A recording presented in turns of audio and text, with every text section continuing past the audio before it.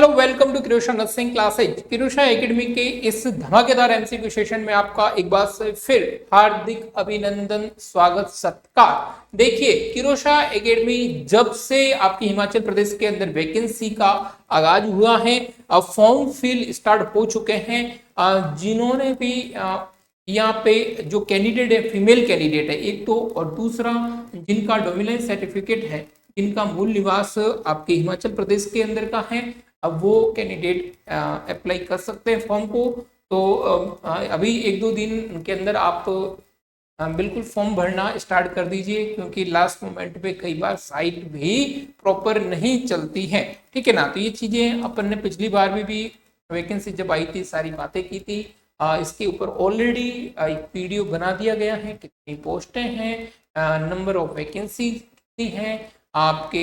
अगर मैं बात करूं कौन से बच्चे यहाँ पे एलिजिबल रहेंगे, अब किस तरह से अपन प्लानिंग के साथ में कि कब तक एग्जाम होगा, ठीक है ना।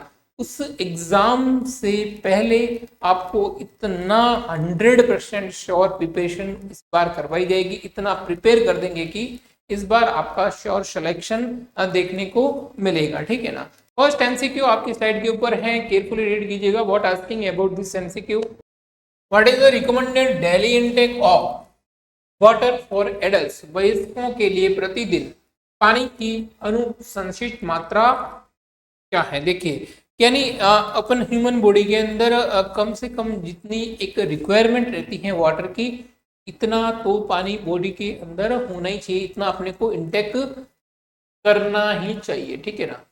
जैसे कि अपन बढ़ते हैं कि 2 लीटर अपन एक्सक्रीट आउट करते हैं, वैसे वैसे जो इंटेक की जो प्रोसीजर है बॉडी के अंदर प्रॉपर हाइड्रेशन लेवल को मेंटेन करने के लिए कितना पानी पीना चाहिए, ये अपने से एमसीक्यू पूछ रहा है। बहुत इजी क्वेश्चन है, लेकिन एग्जाम में आ सकता है। तो याद रखिएगा, 2 से लेके 3 लीटर। ठीक है ना। तो जो बी ऑप्शन रहेगा वो आपका क्या रहेगा, राइट आंसर चला जाएगा। ठीक है। 1.5 लीटर है वो कम रहेगा, 0.5 से लेके 1 लीटर है ये भी आपका कम है, 4.5 से लेके 6 लीटर है ये आपका बहुत ज्यादा एक्सेस हो जाएगा। तो अपना जो परफेक्ट आंसर है, जो नॉर्मल रेंज है, ठीक है ना,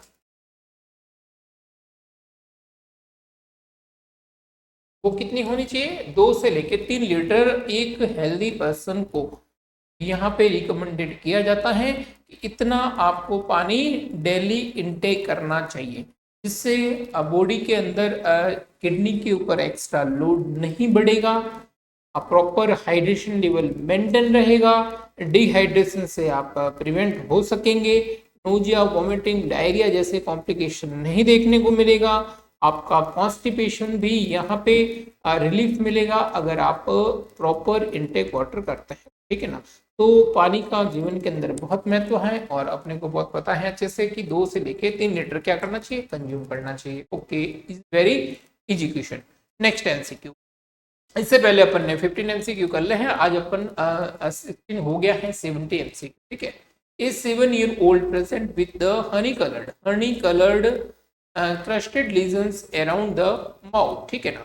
विच of the following is the most likely diagnosis. ठीक है ना। एक जो आपके पास में आपने हॉस्पिटल के अंदर ड्यूटी कर रहे हैं, एक 7 साल का बच्चा आपके पास में आया, आपने देखा कि उसके जो मुंह के आसपास है, ठीक है ना, माउथ के आसपास शहद रंग के कृष्ण युक्त घावों के साथ में दाने हैं, वो देखने को मिल रहा है। निम्नलिखित में से कौन सा यहाँ पे रोग होने के चांसेस है। देखिए, ये तो सीधी सी बात है, जो देखने पे विजुअल से अपने को पता चलता है, इसका मतलब ये क्या है, डर्मा का केस है। ठीक है ना। कौन सा केस है, स्किन से रिलेटेड है।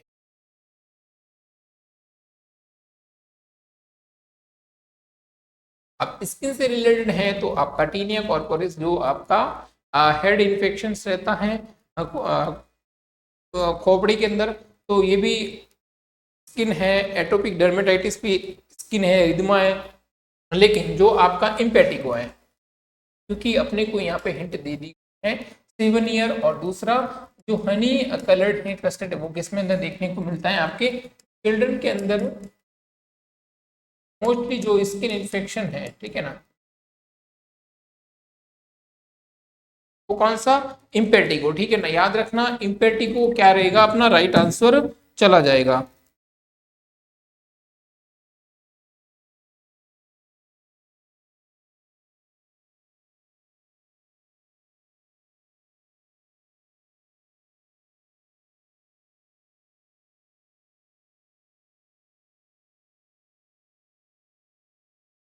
ओके ठीक है, तो ये बी ऑप्शन जो है वो होने से रहा, और एट्रोपिक डर्मेटाइटिस भी नहीं रहेगा, ठीक है ना। जो अपन स्ट्रेप्टोकाइकल ओरियस रहता है इसका पॉजिटिव एजेंट है। Next MCQ, all of the following are true regarding autopsies, autopsies ठीक है ना, एक्सेप्ट एटोप्सिस से संबंध में निम्नलिखित में से कौन सा कथन असत्य है, ठीक है ना, कौन सा कथन बेसिक से क्या रहेगा आपका असत्य है। तो give me this right answer क्या रहेगा अपना यहाँ पे, ये ऑप्शन है अपने पास में, it is a program and regulated cell death, बिल्कुल बात सही है, सेल डेथ को अपन क्या बोलते हैं, एटोप्सिस, तो ये बात बिल्कुल सही है, इस बात से तो बिल्कुल अपन क्या है सहमत है, तो एक्सेप्ट का इक्वेशन यानी नहीं होना चाहिए। It is the highly inflammatory process, ये बात मुझे नहीं जच रही, ठीक है ना, ये क्या नहीं है इन्फ्लामेटरी, ये बिल्कुल गलत है, ठीक है ना, सेल डेथ है तो हाईली इन्फ्लामेटरी प्रोसेस होगा। See it involve the sinking, बिल्कुल बात सही, जब सेल डेथ होता है तो स्किन क्या रहती है, सिंकिल रहती है आपकी, तो सेल डेथ होगी तो वहाँ अपन क्या बोलते हैं ना इच्छिम्य देखने को मिल सकता है, तो ये भी बात बिल्कुल सही है। इट के कैस्पस सॉरी मीडिएटेड प्रोसेस यानी कैस्पस निर्भर प्रक्रिया है, तो ये भी बात बिल्कुल सही है, लेकिन तो आपका बी ऑप्शन है not a, it is the high inflammatory process, ठीक है ना।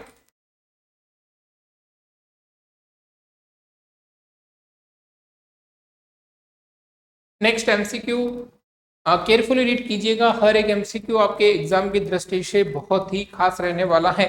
The next MCQ, during a public health camp a nurse manager organizes a team to provide health education in multiple village, ठीक है ना, एक सार्वजनिक स्वास्थ्य अभियान के दौरान एक नर्स प्रबंधक कई गांवों में स्वास्थ्य शिक्षा देने के लिए एक टीम का आयोजन करता है, ठीक है।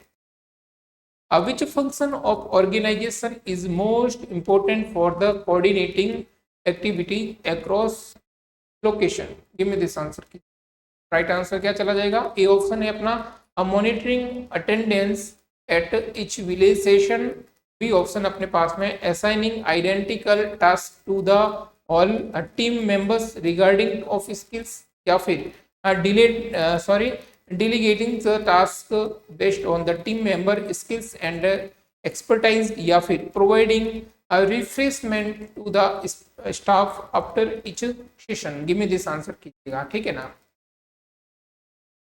एक तो है कि प्रत्येक गांव के सत्र में उपस्थित की निगरानी रखना, ठीक है, संगठनों की गतिविधियों का समन्वय करने के लिए संगठन का सबसे महत्वपूर्ण, ठीक है, कौशल की परवाह के बिना सभी टीम सदस्यों को समान कार्य सौंपना, ये भी बात सही है, टीम सदस्यों की कौशल एवं विशेषता के आधार पर कार्य सौंपना, एंड प्रत्येक सत्र के बाद में कर्मचारियों का जलपान, तो ये डी ऑप्शन तो इतना मुझे नहीं लग रहा है, ठीक है ना, बिल्कुल। लेकिन अगर मैं बात करूं कहीं पर भी अपन जाते हैं तो ऐसे कैंपेन करते हैं, तो इस चीज़ के अंदर जो जिस चीज़ में सबसे ज़्यादा मायने रखता है, सबकी अगर रिस्पॉन्सिबिलिटी अपन उनके प्रोग्राम के अंदर दे देते हैं तो वो सबसे ज़्यादा बेस्ट रहना चाहिए मेरे हिसाब से, टीम सदस्यों के कौशल एंड विशेषज्ञ, ठीक है ना। देखिए ये भी अपन देखते हैं कि किस कौन सा जो मेंबर है वो किस कार्य के अंदर सबसे ज़्यादा कुशल है, ठीक है ना, किसके अंदर सबसे ज़्यादा उनको एक्सपीरियंस है, जिससे तो अपन हॉस्पिटल के अंदर भी ड्यूटी करते हैं तो सबसे पहले जब भी अपन कहीं पर भी अपना सिलेक्शन होता है, तो रिसेंटली भी जब हमने भी जब ज्वाइन किया तब हमारे से ये पूछा गया कि भाई आप कौन से वार्ड के अंदर, आपको आईसीयू के अंदर, ओटी के अंदर या फिर ट्रॉमा के अंदर किस तरह के अंदर आपने काम किया है, किस तरह का एक्सपीरियंस है, जिसके अकॉर्डिंग आपको वहाँ पे ड्यूटी दी जाएगी, जिसके अनुसार आपको जिम्मेदारी दी जाएगी, ठीक है ना। तो ये बात भी सबसे ज़्यादा इंपॉर्टेंट रहती है, ठीक है। कोई भी अगर आप सार्वजनिक स्वास्थ्य अभियान के दौरान एक नर्स में, ठीक है ना, कई बार अपन टीम कैंपेन वगैरह चलाते हैं, ठीक है ना, तो इन स्थानों के ऊपर जो सबसे ज्यादा एक्सपीरियंस जो स्टाफ होता है कि उनकी वर्क एक्सपीरियंस है उसके according, skills and work experience के अकॉर्डिंग क्या करते हैं अपन प्रायोरिटी देते हैं, ठीक है ना। तो सी ऑप्शन क्या चला जाएगा, राइट आंसर चला जाएगा। Next MCQ, the phallic stage of Freud stage, ठीक है ना। सिगमंड फ्रॉड ने दिया था stage of personality development first in which age group, ठीक है ना। फालिक स्टेज, ठीक है ना। सबसे पहले अपन पढ़ते हैं ओरल स्टेज के अंदर, ठीक है ना।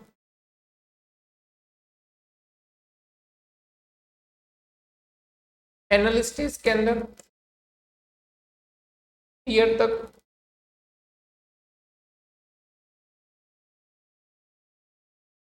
फैलिक के अंदर अगर मैं मान करूं तो 3 to 6 ईयर, ठीक है ना। के बाद में अपन क्या पढ़ते हैं लेटेंट के अंदर टू स्कूल एज के चिल्ड्रन, ठीक है ना। फैलिक स्टेज यानी pre school.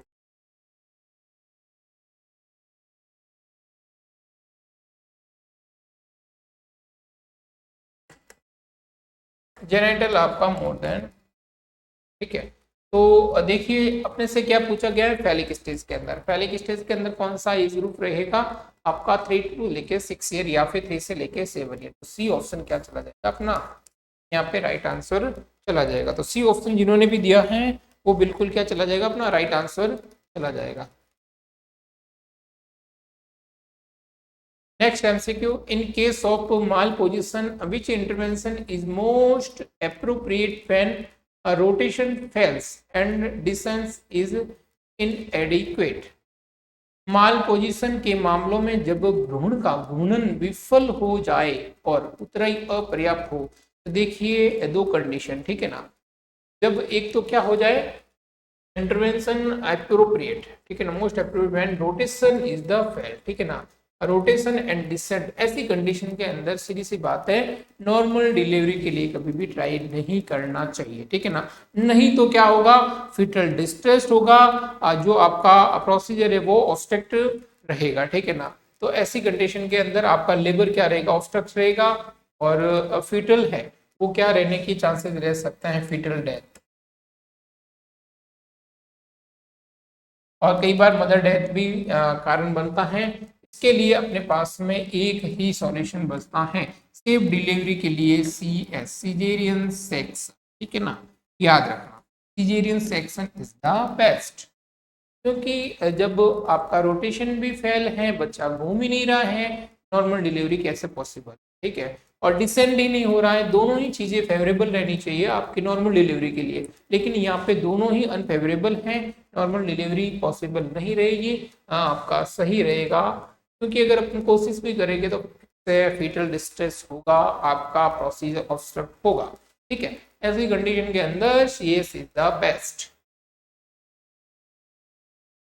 Next MCQ, all of the following example of nursing diagnosis appropriate autistic children, ठीक है ना। एक्सेप्ट का अपने से एमसीक्यू पूछा गया है। प्रॉब्लम कहाँ आती है, सोशली नहीं रहता है बच्चे का बिहेवियर, बिल्कुल ही अनएवर रहता है सराउंडिंग द एनवायरमेंट, ठीक है। ऑटिस्टिक चिल्ड्रन नो इंटरेस्टेड, ठीक है ना। अब एक्सेप्ट का एमसीक्यू यानी ऐसा कौन सा ऑप्शन है जो इतना इसके लिए सही फिट नहीं बैठता है ऑटिस्टिक चिल्ड्रन के लिए।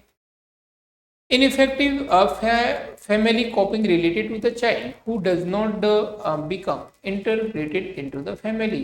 परिवार में समाहित न होने वाले बच्चे से संबंधित पारिवारिक सामना में अक्षम, बात बिल्कुल देखने को मिलता है ऑटिस्टिक चिल्ड्रन के अंदर।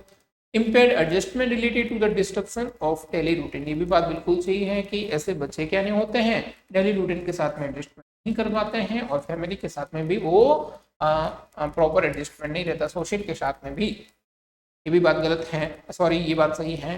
सी ऑप्शन की तरफ अपन चलते हैं।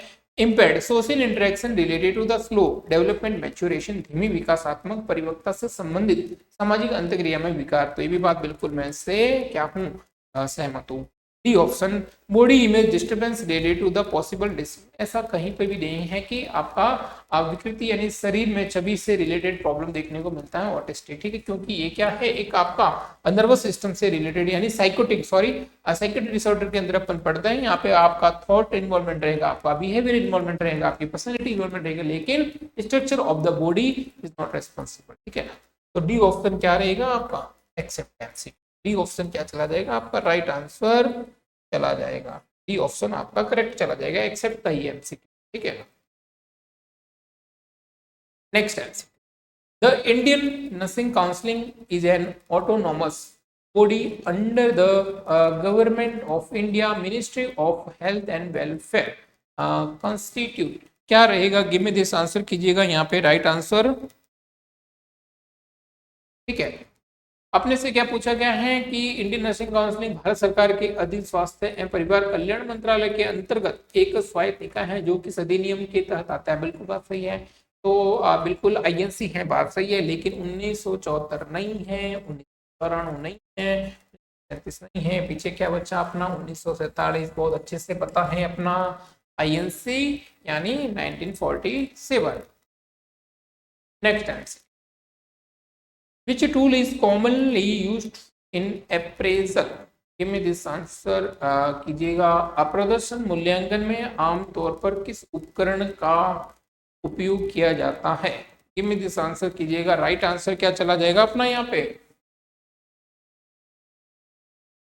देखिए, एक तो रहता है फ्लोर क्लीनिंग चार्ट, ठीक है ना, तो ये फर्श की सफाई चार्ट का तो कोई मुझे यहाँ पे इतना यूज नहीं लग रहा है। पेशेंट की शिफ्ट, ये भी इतना कोई खास इम्पोर्टेंट नहीं रहेगा है। अप्रेजल, ठीक है ना, प्रदर्शन के लिए अपनी रेटिंग स्केल सबसे बेस्ट रहती है। रेटिंग स्केल क्या रहती है अपनी? सबसे बेस्ट रहती है, ठीक है ना। इसके अंदर आपके वर्क की जो क्वालिटी है, पेशेंट का जो बिहेवियर, सॉरी जो स्टाफ का बिहेवियर है, वो सारा का सारा वर्क है, बिहेवियर है, ये कैसे आप मेंटेन करते हैं, आपके स्किल क्या है।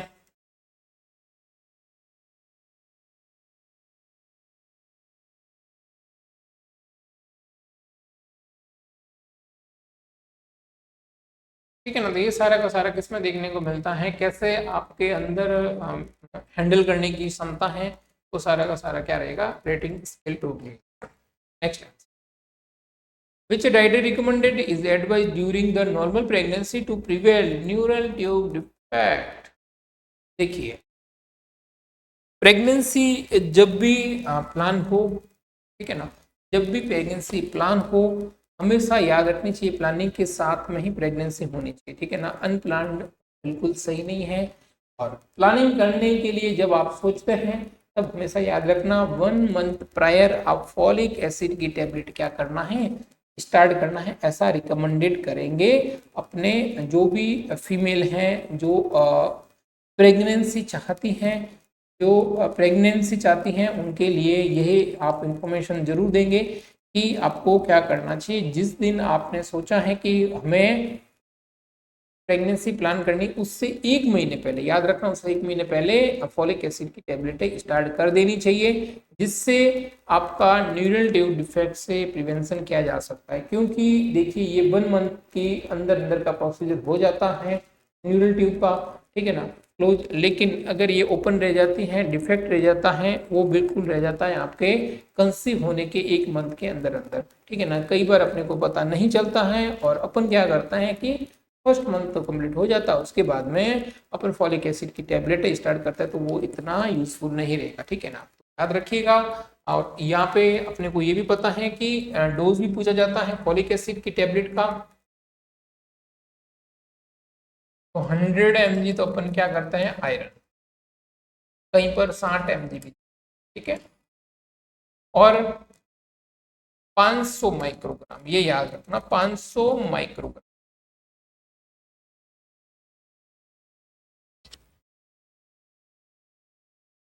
फॉलिक एसिड, ठीक है, जो आपको क्या करेगा? न्यूरल ट्यूब डिफेक्ट से प्रिवेंट करेगा।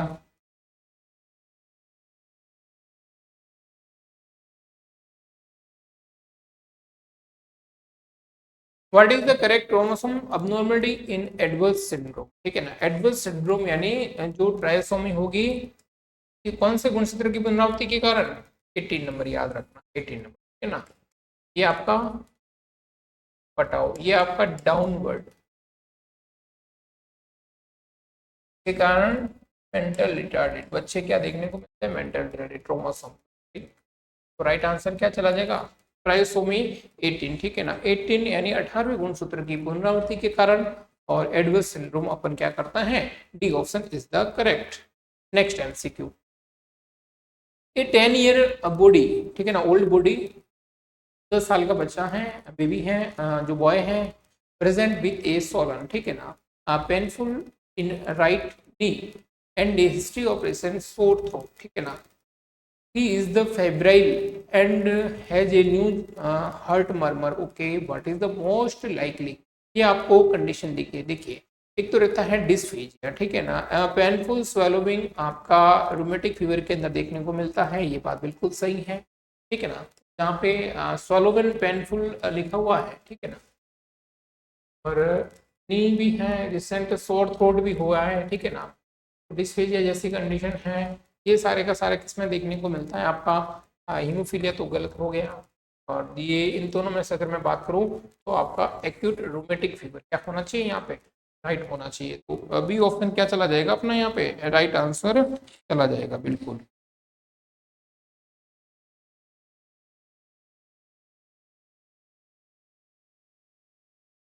ठीक है ना, और ये भी याद रखना आपको, untreated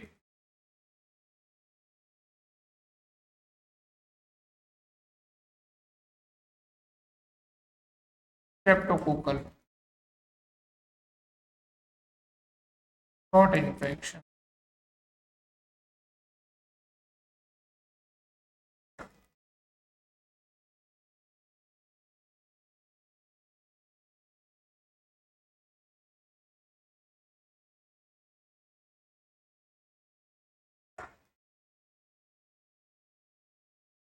What would the reason for polycystic kidney disease? Give me this answer कीजिएगा, राइट आंसर क्या चला जाएगा, देखिए पॉलीसिस्टिक, ठीक है ना, किडनी डिजीज न्यूट्रिशनल या फिर अक्वायर्ड या फिर कंजेनाइटल या फिर इन्फेक्शियस, देखिए अपन पढ़ते हैं, एक तो रहता है कि आपने बिल्कुल ही पानी क्या होता है नेफ्रोजेनिक, ठीक है ना, के अंदर अपन पढ़ते हैं बिल्कुल ही सॉरी कंजेनाइटल, ठीक है ना, कंजेनाइटल के अंदर अगर मैं बात करूं पॉलीसिस्टिक किडनी डिजीज देखने को मिलता है, सी ऑप्शन यहाँ पे क्या चला जाएगा, आपका राइट आंसर चला जाएगा बिल्कुल,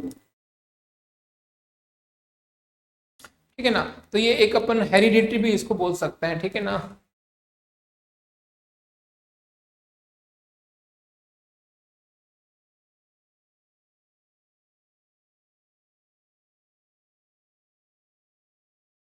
मल्टीपल टाइप्स प्रेजेंट रहते हैं।